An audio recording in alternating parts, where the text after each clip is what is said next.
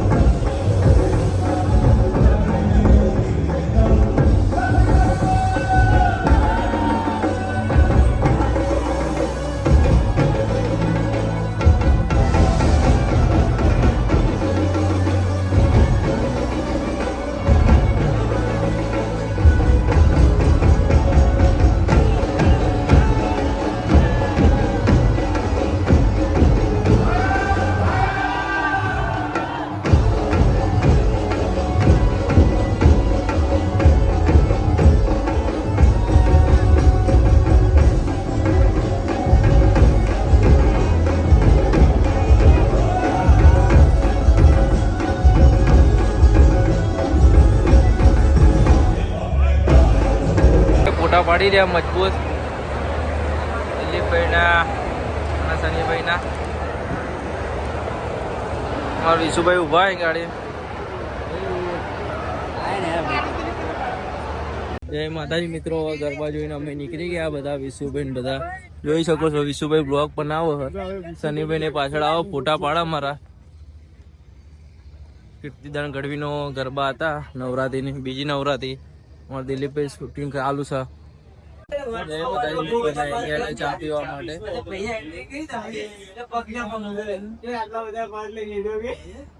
જય માતાજી મિત્રો. હવે અમે ચા નાસ્તો કરવા માટે આવી ગયા હતા. વિશુભાઈ બધા તમે બધા મજામાં દિલીપભાઈ બધા આવી ગયા. ના નાસ્તો કરવા બે ગયા. આ દિલીપભાઈ બે ગયા.